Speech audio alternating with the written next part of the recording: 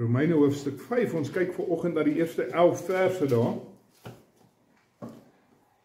En dit is 'n besondere teks, vol vreugde en blydskap en sekerhede. Dis uiteindelik dit waarna ons vanoggend gaan kyk, die sekerhede van ons geloof.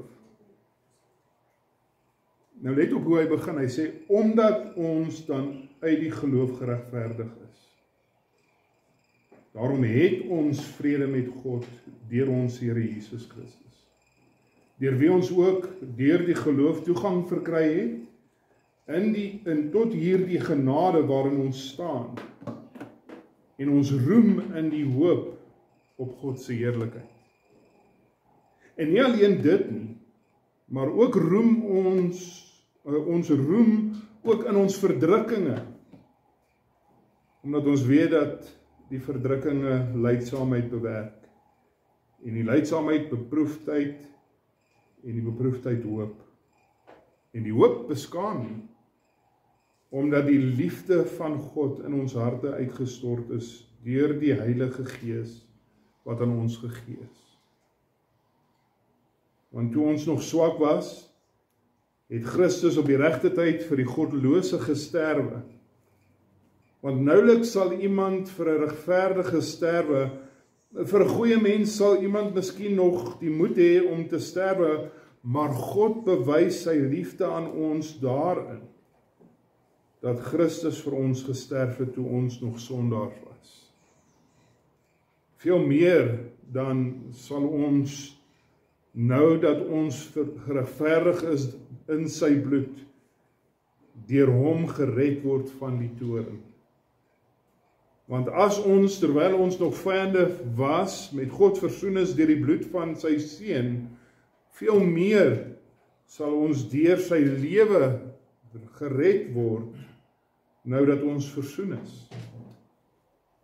En nie alleen dit nie, maar ons roem ook in God, deur ons Here Jesus Christus, deur wie ons nou die versoening verkry het.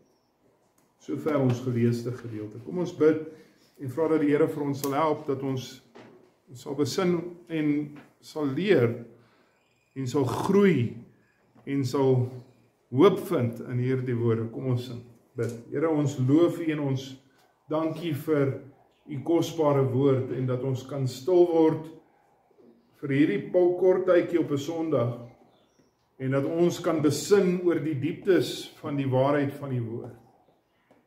En ek bid, Here, dat U vir ons sal help, dat ons nie net sal leer en ons gedagtes volmaak nie, maar dat hierdie leer ons sal lei tot 'n dieper en groter erns om U te verheerlik in ons lewe. En dat ons sal rus vind, Here, in die goedheid en die genade van God, deur wie ons verlos is. Dat die evangelie van Jesus Christus vir ons nie net tydelik nie, maar vir ewig 'n sekerheid sal gee.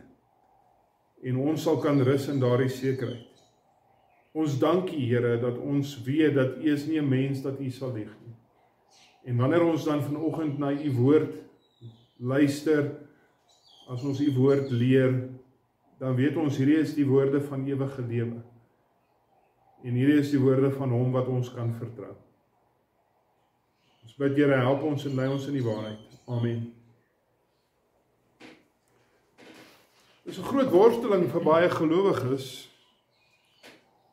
Is ek werklik gered of is ek nie?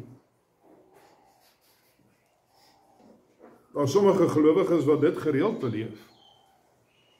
Sommige gelowiges beleef dit wanneer hulle deur tye van beproewing gaan. En dinge gaan swaar. Sommige beleef dit wanneer hulle deur 'n tyd gaan waarin hulle verval het in sonde. Ander beleef dit wanneer hulle gekonfronteer word deur die dood, hulle eie dood, omdat hulle ernstig of terminaal siek is, of die dood van 'n geliefde. Dan word hulle gekonfronteer met hierdie gedagte, is ek werklik gered of is ek nie? Nou ek dink, ons studie oor die laaste paar weke het sommige gelowiges gehelp met dit. Die besef dat my saligheid is nie afhanklik van my eie werke nie. Want ek is 'n sondaar mens, elkeen van ons is. En elke mens is van nature 'n helverdienende sondaar. Maar juist daarom is ons hoop nie in onsself nie, ons hoop is in iemand anders, ons hoop is nie in ons eie werke nie, maar in Jesus Christus, want hy is 'n genoegsame offer. Hy was heilig genoeg, en ons staan in sy geregtigheid, en op grond van dit word ons gered. Ons het geen vermoë om te onsself te red nie. Maar God skenk aan ons die genadegawe van geloof, waardeur ons Jesus Christus vind.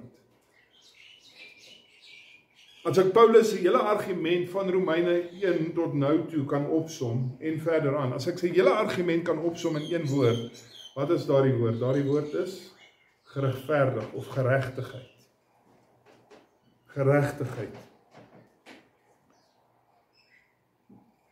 En Paulus het van Romeine 1 vers 18 af vir ons eers gewys, hoe word ek nie geregverdig nie deur die werke van die wet nie deur my eie dade nie. En toe het hy gekom, hoe word ek wel geregverdig deur geloof in Jesus Christus. En vanoggend kom hy dan, hy vat hierdie studie nog 'n stap verder. En hy vra, wat is die gevolge van my regverdiging?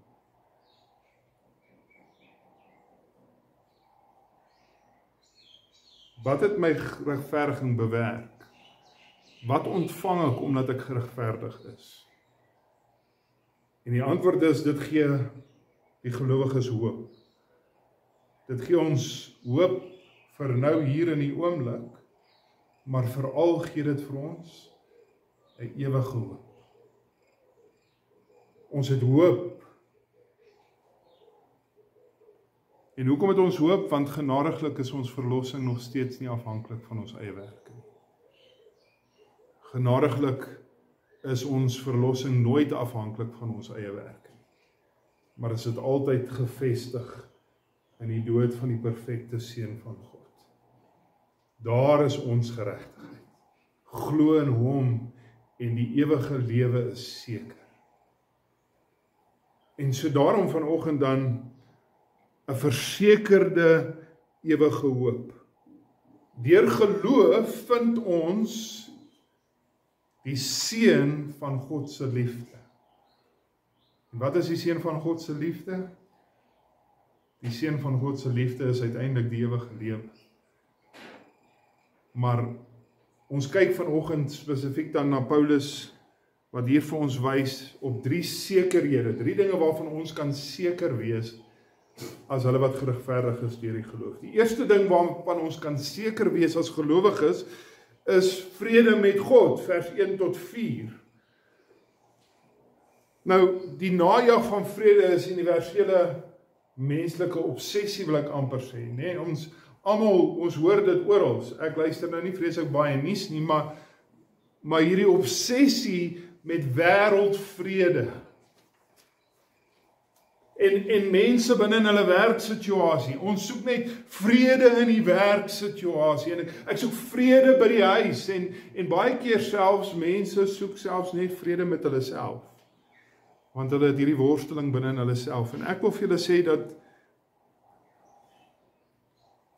daar's iets wat baie belangriker is om vrede te hê mee as enige van hierdie dinge. Want geen mens kan rus en geen mens behoort te rus totdat hy vrede met God het. En ons is sondaars en God is heilig. En daarom verdien ons sy toorn. En so tensy ons kan vrede vind met God, broer en suster, vriende, tensy ons kan vrede vind met God, is ons uiteinde die ewige hel. Maar nou, die vraag, hoe vind 'n mens vrede met God? En Paulus sê daar's net een manier waarop ons vrede met God kan vind, en dit is deur geloof in Jesus Christus. Vers 1, luister wat sê hy.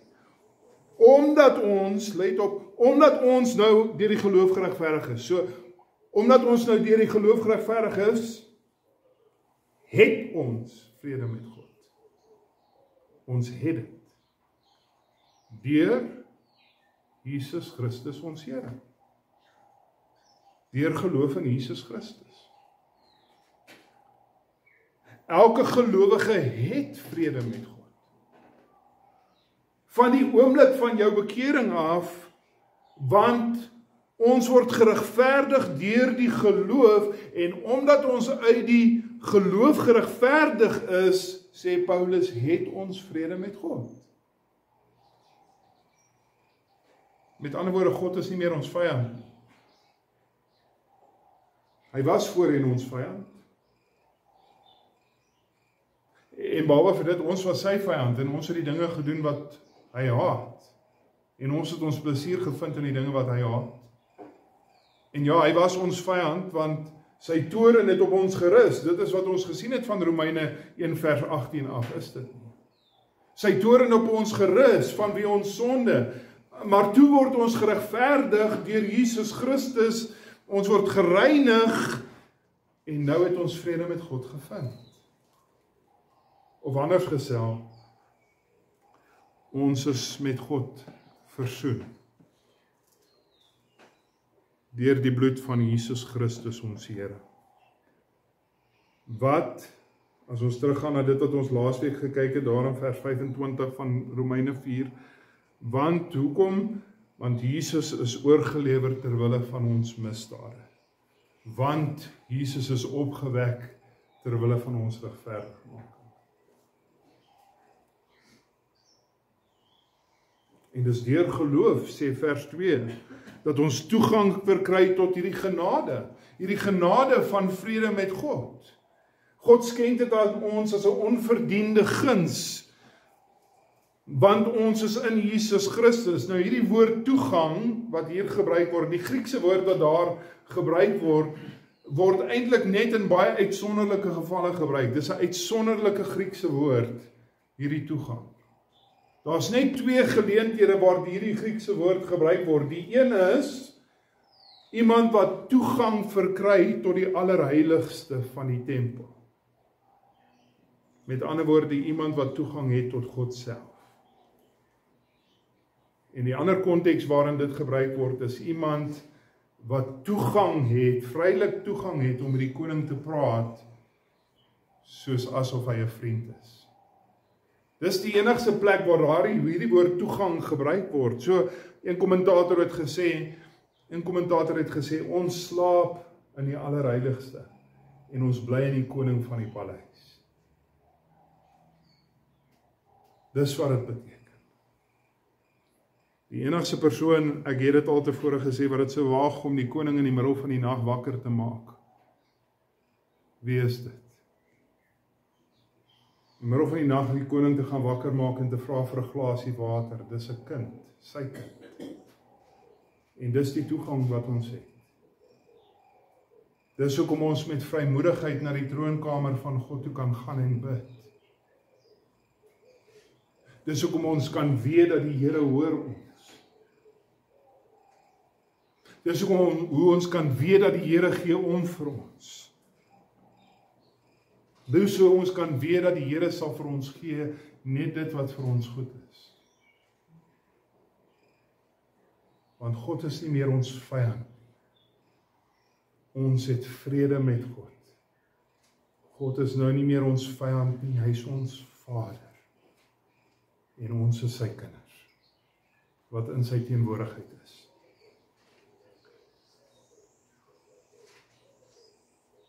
Maar dit gee ons ook meer vrye toegang, as bloot net die toegang wat ons het hier en nou. Dit gee ons ook 'n hoop. Luister wat sê vers 2b, en ons roem in die hoop op die heerlikheid van God. Nou waarna verwys dit? Dit verwys na ons ewige rus. Dit verwys na die ewige lewe. Want dit is die plek waar die heerlikheid van God by uitstek aan ons bekend sal wees, is dit nie? Dis waar ons die heerlikheid van God by uitstek sal beleef. Ja, hier in hierdie skepping beleef ons iets van die heerlikheid van God. Byvoorbeeld, Psalm 19 vers 2 sê, die hemele vertel die heerlikheid van God en die uitspansel verkondig die werk van sy hande. En Jesaja 6 vers 3 sê, dat die hele aarde is vol van sy heerlikheid.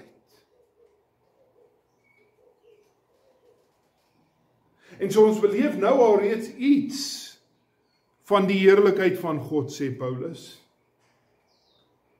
Maar nou het ons 'n vaste hoop dat ons selfs meer sal beleef van sy heerlikheid. Dat ons iets van God se heerlikheid sal sien wat veel meer is as wat hierdie hele skepping kan inhou. Die ewige lewe. So omdat ons geregverdig is deur die geloof, vind ons vrede met God en daarom het ons nou die hoop op die ewige heerlikheid om saam met God te wees. En dit alles nie op grond van my eie verdienste nie, maar alles op grond van God se genade in Jesus Christus ons Here.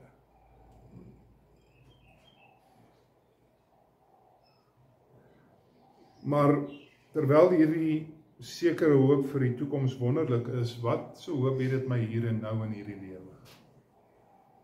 En dis waarvoor vers 3 so van kardinale belang is, eintlik vers 3 tot en met vers 5, maar vir die oomblik fokus net op vers 3. Hy sê ons het hoop op die heerlikheid, hoop op die ewige lewe, maar nie alleen dit nie, maar ons roem in ons verdrukkinge.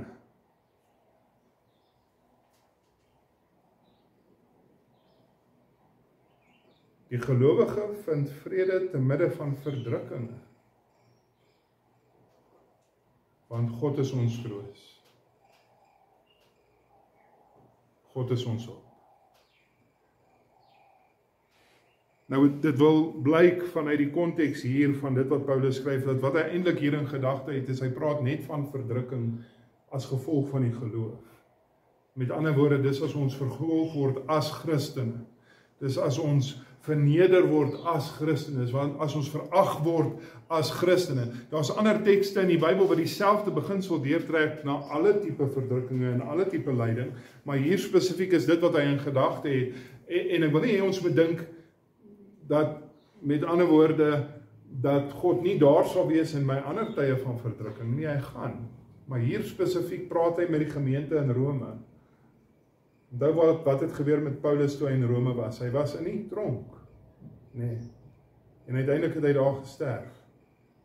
Die Christene in Rome het 'n geweldige verdrukking gely, meer as meeste ander Christene in die res van die bekende wêreld. Dit was die hoofstad van die heidendom.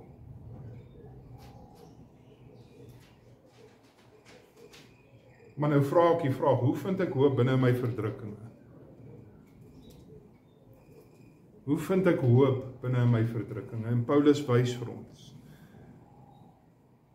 Hoe vind ek hoop, vers 4, in my verdrukkinge, vers 3? Daar's 'n proses waardeur ons gaan, wanneer ons deur verdrukking gaan. Paulus sê, verdrukking lei tot lydsaamheid. Nou wat beteken lydsaamheid? Dis 'n vreeslike moeilike woord, 'n argaïese Afrikaanse woord, meeste van ons weet waarskynlik nie wat dit beteken nie. Dit beteken ons vind berusting. Dit sê ons vind rus, ons vind vrede, ons vind rus in ons omstandighede. Nie omdat ons rus vind in ons omstandighede as gevolg van ons omstandighede nie, ons vind rus in God te midde van ons omstandighede. Ons vind berusting. Te midde van die moeilikste omstandighede weet ons wie is in beheer. God is in beheer. En ons onthou, ons het vrede met hom. Ons het vrede met die een wat in beheer is van al ons omstandighede. En hierdie vrede wat ons het met hom wat in beheer is, beteken dat hy sal alle dinge ten goeie laat meewerk vir die wat hom liefhet.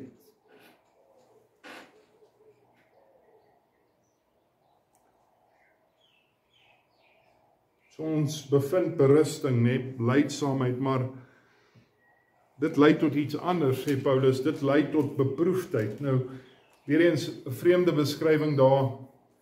Meeste Afrikaans en Engelse vertalings vertaal deesdae die woord met karakter. Met ander woorde, hierdie rus wat ons vind, lei ons tot Christus gelijkvormigheid. Dit lei ons daartoe om God te vertrou, selfs al lyk omstandighede moeilik en onmoontlik. Dit lei ons om te besef dat ons omstandighede is veel ligter as wat ons verdien.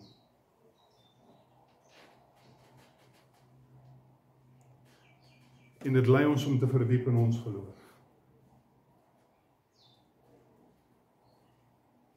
En dis daardie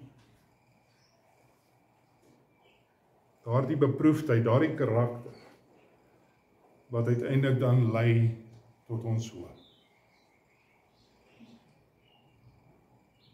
Nie hoop, en hierdie is belangrik, nie hoop dat my omstandighede gaan verander, sodat ek tevrede is met my omstandighede nie, want dis 'n fout wat ons baie keer maak.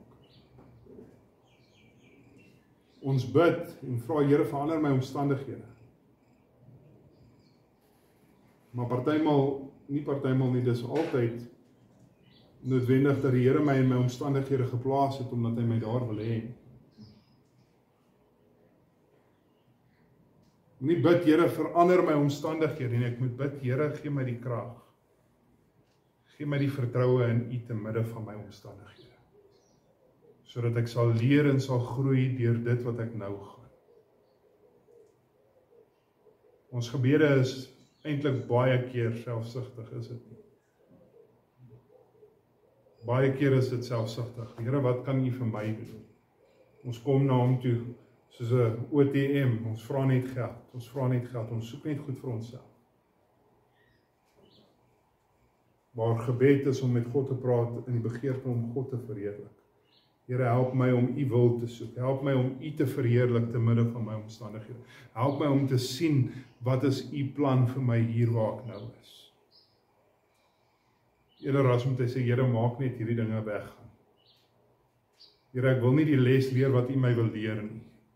So vat dit net asseblief weg.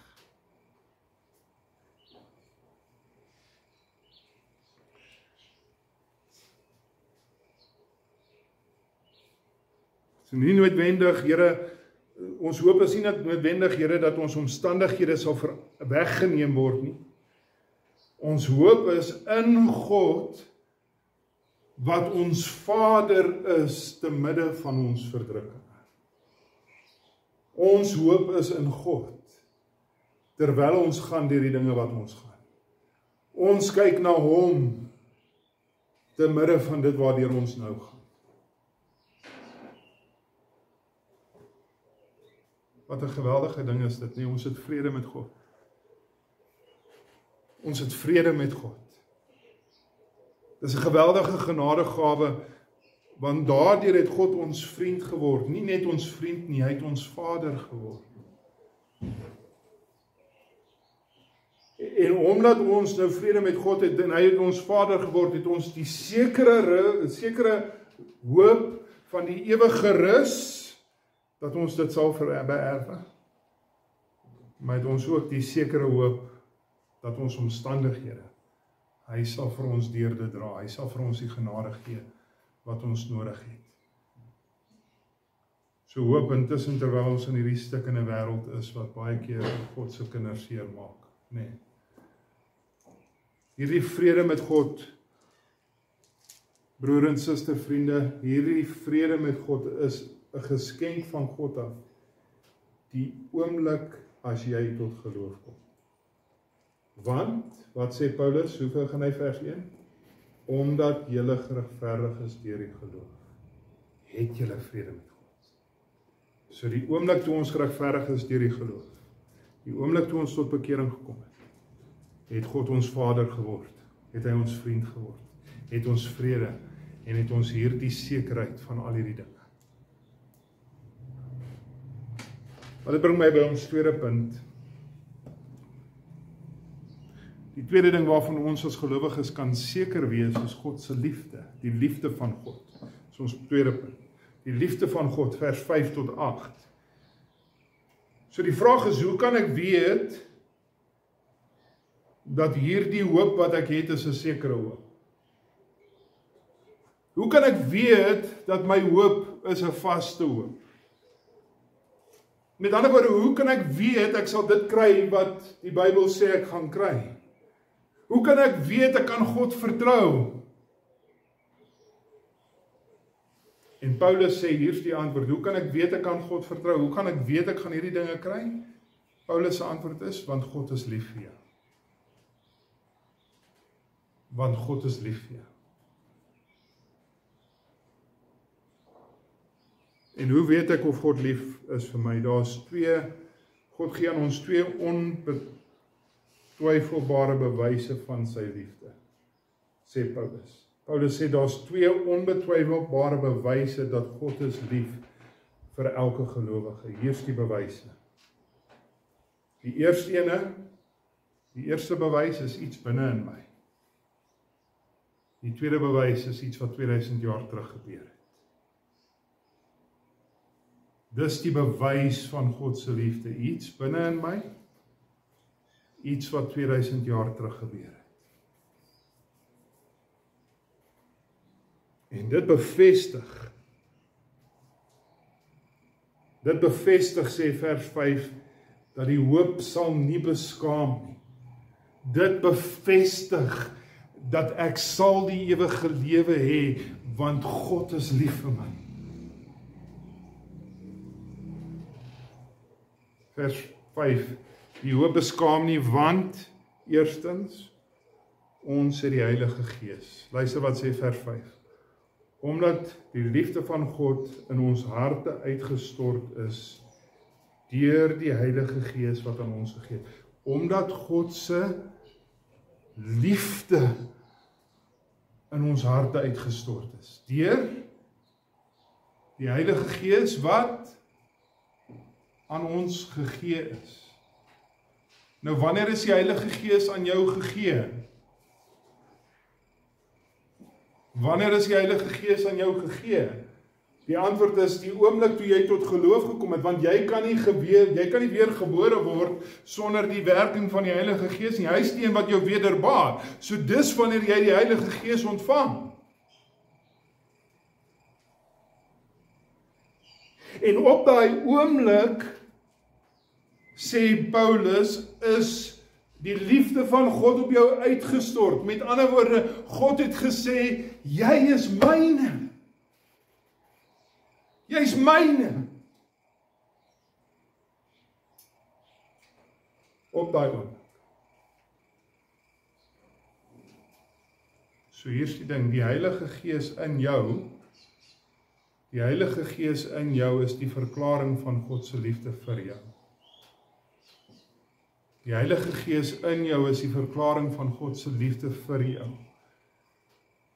En elke gelowige het vir die res van sy lewe die Heilige Gees in hom. Jy kan hom nie verloor nie.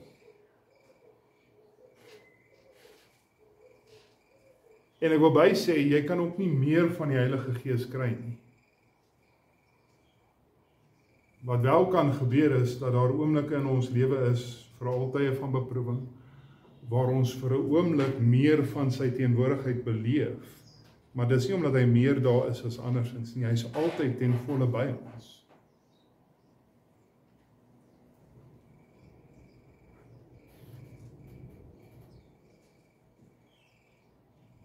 Maar binne in elke gelowige is God se luidverklaring, jy is my kind. Ek is lief vir jou.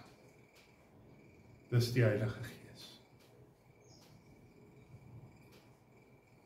Wie is die een wat jou terugroep wanneer jy ongehoorsaam is?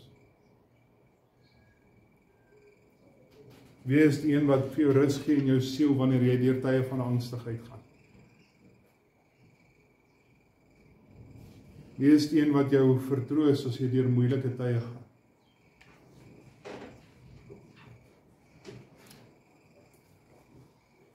Want God is lief vir jou.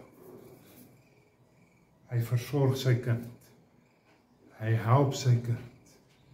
En daarom is die Heilige Gees in ons die verklaring van God se liefde, is dit nie? Dis God se verklaring wat binne in jou leef. God is lief vir jou. Maar so wonderlik is wat dit is om 'n getuienis binne in onsself elke dag rond te dra van God se liefde. Is daar iets wat ek dink ons nodig het om vir mekaar te sê, 'n meer uitsonderlike getuienis van God se liefde is selfs as dit. Vers 6 tot 8. Want toe ons nog swak was, het Christus op die regte tyd vir die goddelose gesterf. Want nouliks sal iemand vir 'n regverdige sterwe, vir 'n goeie mens sal iemand miskien nog die moed hê om te sterwe, maar God bewys sy liefde tot ons hierin. Dat Christus vir ons gesterf het, toe ons nog sondaar was.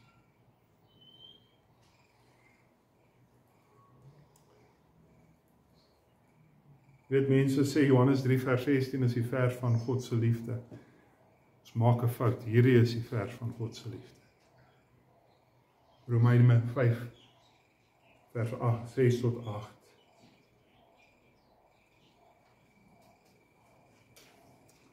Toe ons in Romeine 3 vers 25 was, toe het ons gesien dat die kruis van Jesus Christus vertoon die toorn van God oor sonde. Want dis die geweldige prys wat moes betaal word vir die sonde van die mens, vir elkeen wat glo. Die kruis vertoon die toornigheid van God by uitstek, Romeine 3 vers 25. Maar sê Paulus hier in vers 5, 6 tot 8, dis nie net 'n vertoning by uitstek van God se toorn nie, maar dit is ook die vertoning by uitstek van God se liefde vir ons. Dit is die verklaring, dis die openbaarmaking, dis die bewys van God se liefde vir elkeen van ons. Dit moet ons geen twyfel oorlaat nie. Daar moet by ons geen twyfel wees oor die feit dat God vir ons lief is.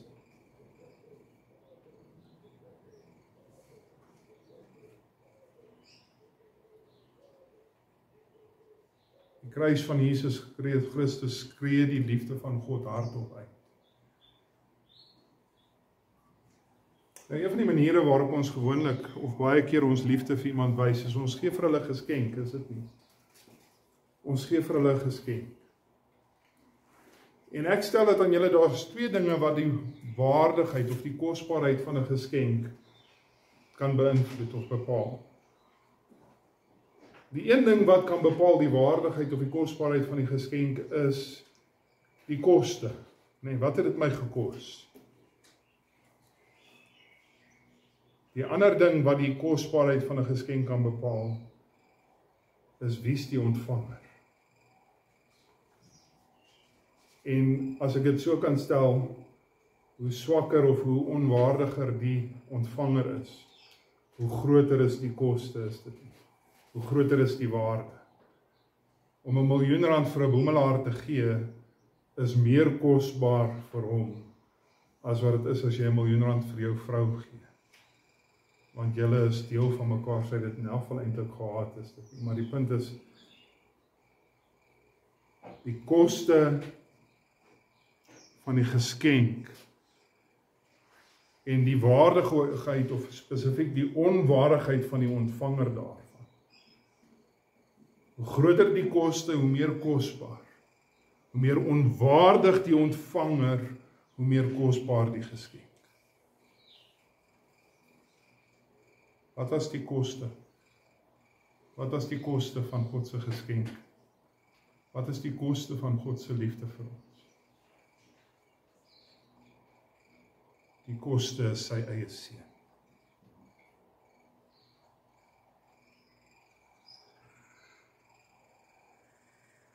Die koste is homself.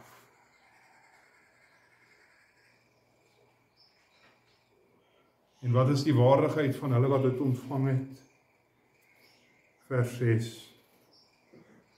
Toe ons nog swak was. Vers 6. Het Christus vir die goddeloses gesterf. Vers 8. Toe ons nog sondaars was. God bewys sy liefde hier in vers 8, dat Christus vir ons gesterf het toe ons nog sondaars was. Vers 6, toe ons nog swak was, het Christus op die regte tyd vir die goddeloses gesterf. As dit nie 'n getuienis is van God se liefde nie, dan weet ek nie wat. K.E. Lawrence vertel 'n verhaal van hoe hy eenmaal gereis het in Arabië. Dit was in 1915. Reis hy in Arabië en hulle is in 'n woestyn, hy en 4 Arabiere, en hulle verdwaal in hierdie woestyn en hulle kos is al op en hulle het nog net 'n druppeltjie water, net 'n klein bietjie water. En toe breek daar 'n geweldige sandstorm uit en hulle verloor een van hulle medereisigers. Hy's weg, hulle kry hom nêrens nie. En een van die Arabiere vra vir die ander Arabier, "Waar's Jasmine?" En hy antwoord, "Wie's Jasmine?"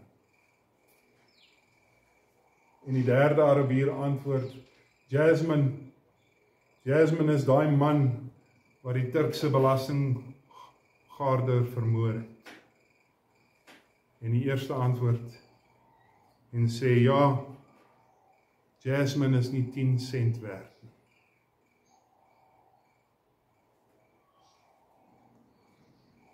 Maar Lawrence kon dit nie net so laat staan nie en hy draai om en hy gaan soek vir Jasmine.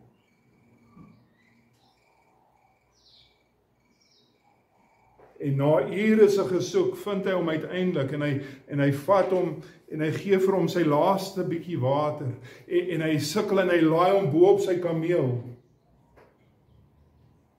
En hy vat hom terug en hulle vind uiteindelik weer hulle medereisigers en toe die medereisigers hom sien, toe staan hulle verstom.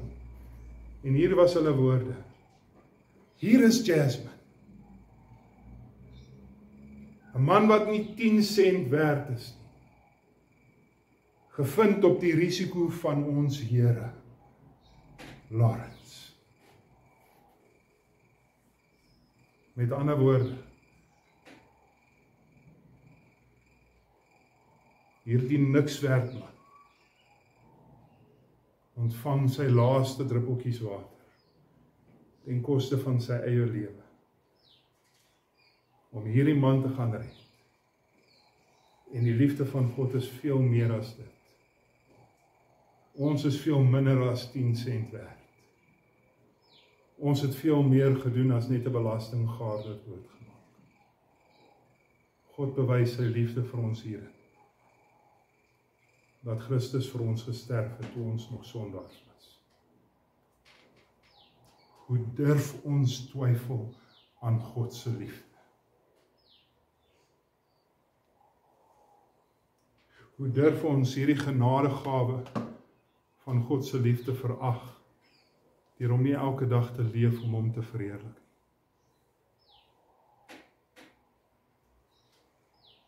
God se liefde is duidelik.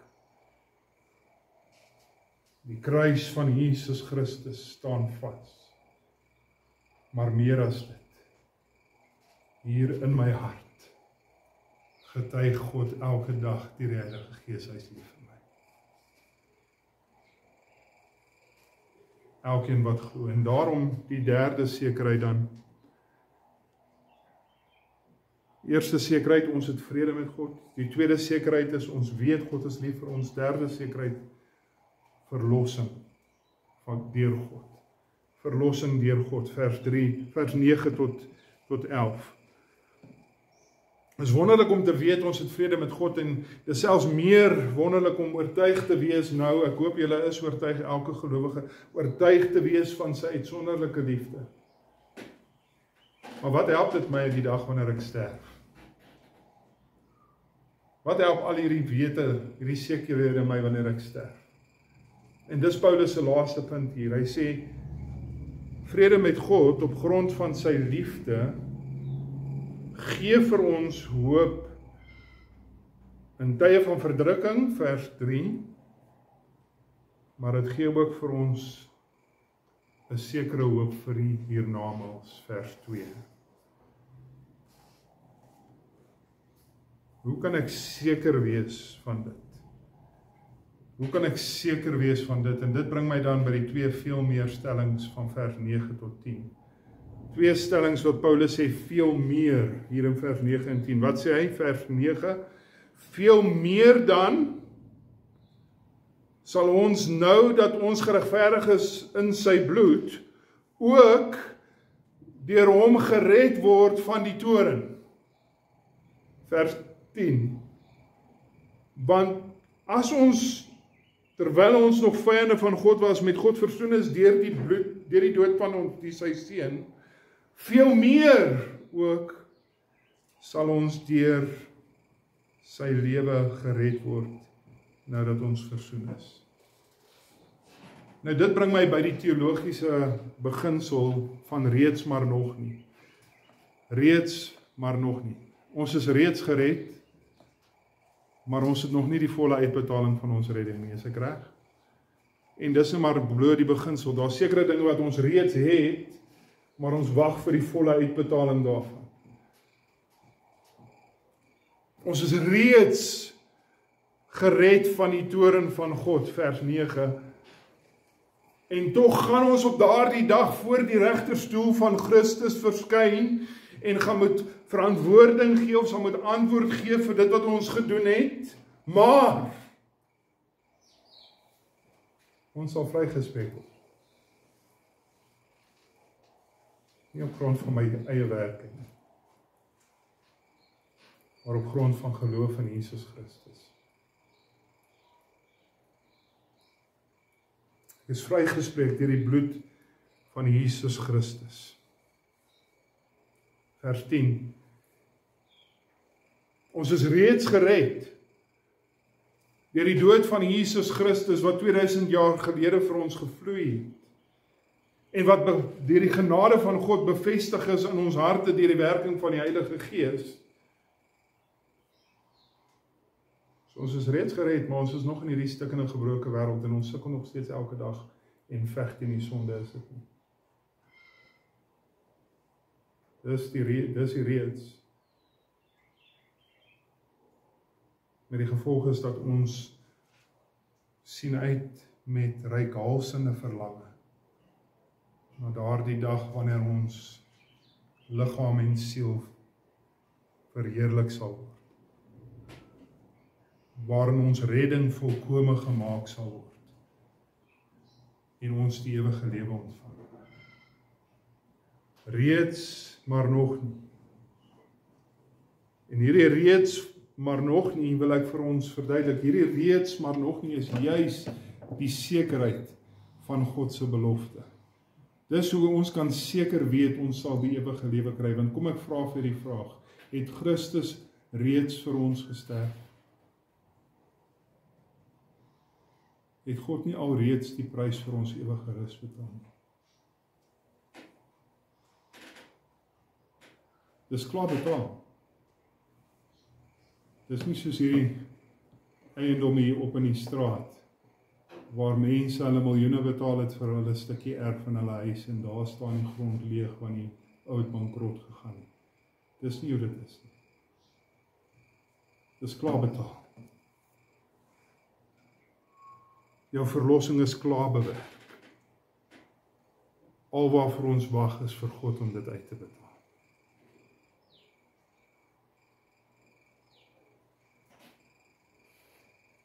Die geweldige koste vir ons verlossing is betaal, en sê Paulus dan hier, sal hy dan nie veel meer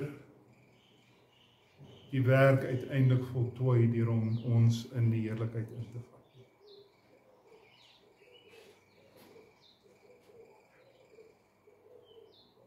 Die prys vir jou sonde is reeds betaal. Sal God nie die werk voltooi deur om jou vry te spreek van God se toorn.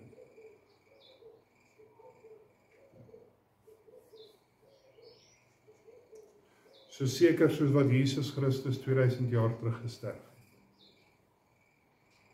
So seker is die prys vir die sonde van elkeen wat in hom glo betaal. So seker is ons verlos van die toorn van God. En so seker soos wat Jesus Christus 2000 jaar terug uit die dood uit opgestaan het, so seker sal elke ware gelowige opstaan uit die dood in die krag van die ewige lewe. Daar is nie ruimte vir twyfel nie. Want vers 11, ons het reeds versoening met God verkry.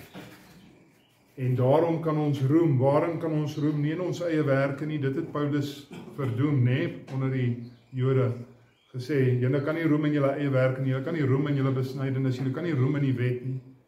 Maar waarin kan ons roem? Ons kan roem in die feit dat God se genade het vir ons alles gegee sonder verdienste. Roem in God. Roem in Christus. Dis wat Paulus sê.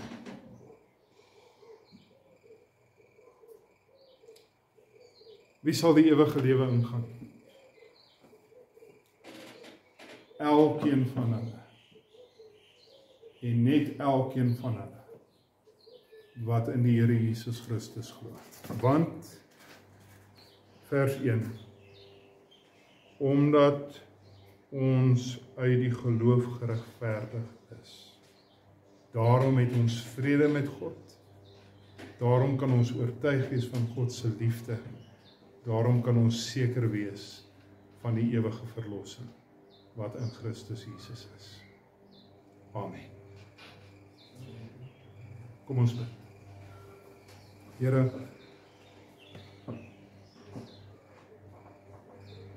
wat 'n wonderlike bemoedigende boodskap is hierheen. Here, is so geweldig baie inligting. Ek bid dat U vir ons sal help. Dat U hierdie dinge sal vasmaak in ons harte, dat U dit sal diep sny en dit gaan implant, Here, sodat ons hierdie dinge sal onthou wanneer ons deur tye van beproewing gaan. Daardie tye wanneer die lewe druk, daardie tye wanneer ons verlei word om te val in die sonde, dat ons sal herinner word aan hierdie dinge, dat ons het vrede met God, dat God is lief vir ons, dat hy het vir ons 'n ewige rus gegee. Help ons dan, Here, om in hierdie lewe, alles wat ons doen, te doen met hierdie doel voor oë, om daardie ewige sekerheid meer vas te maak. Help ons daarom, Here, om nie te leef vir die dinge van hierdie wêreld. Help ons om te leef asof Christus werklik ons eerste en alles is. Selfs in die werksplek, selfs by die huis, selfs as ons in die winkels is. Mag dit getuienis wees, mag dit gesien kan word, dat hierdie is een wat aan Jesus Christus behoort. En terselfdertyd bid ek, Here, dat U vir ons sal onthou en ons sal herinner. Dit maak nie saak wat nie. Vir elkeen van die vir wie Christus gesterf het, is die ewige rus 'n sekerheid. Dankie vir U genade, want daar's nie een van ons wat dit kan verdien. Amen.